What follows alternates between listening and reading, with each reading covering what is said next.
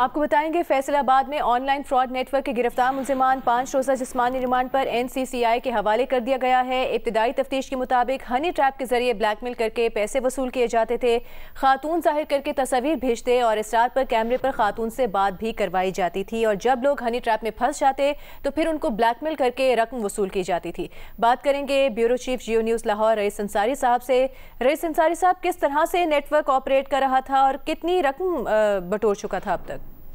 دیکھیں، یہ بڑا نیٹ ورک تھا۔ جب یہ سائبر کرائم کو اطلاع ملی تو انہوں نے باقاعدہ اس کی ریکی کی اور اس کے بعد وہاں چھاپا مارا، اور چھاپا مار کے تقریباً 150 لوگوں کو وہاں سے پکڑا گیا، جس میں تقریباً 50 چائنیز بتائے جاتے ہیں۔ یہ جو ابھی ابتدائی تفتیش جو شروع ہوئی ہے اس میں یہ بات سامنے آئی ہے کہ جس میں جو پورا یہ جو ورک کر رہا تھا، یہ پورا جو کال سینٹر تھا، اس میں 18 خواتین تھیں، اور ان کو لوگوں نے ویب سائٹ بنا کے یا سوشل میڈیا پہ لوگوں کو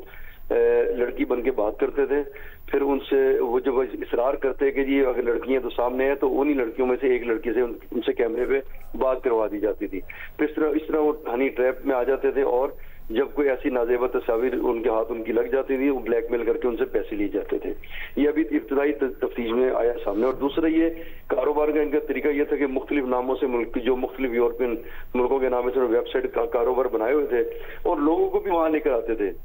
اور جب لوگوں کو لے کر آتے تھے ان سے وہ کمپیوٹر میں بٹھا کے کہتے یہ 20 کلک آپ نے کرنے ہیں یا 8 کلک، وہ کوئی سسٹم ہے، کسی کو 1500 دیتے تھے، کسی کو 1000 روپیہ دیتے تھے، اور پھر انہی سے لوگوں میں سے کسی سے 20 25 30 ہزار بھی انویسٹ کراتے اور پھر ان کے پیسے ہڑپ کر جاتے۔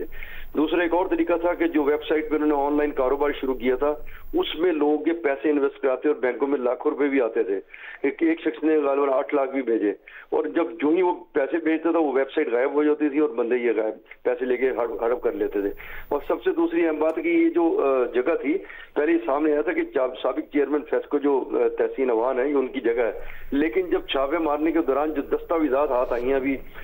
سائبر کرائم کے، اس میں یہ نظر آیا کہ جو صابر عوان صاحب تھے انہوں نے ایگریمنٹ کیے تھے ان لوگوں کو رکھنے کے لیے۔ تو اب یہ تفتیش جاری ہے، اب دیکھیں گے وہ ان کا کتنا تعلق ہے یا سارا وہی رن کر رہے تھے۔ جی شکریہ آپ کا رئیس انصاری صاحب، آپ ہمیں اس تفصیل سے متعلق آگاہ کر رہے تھے۔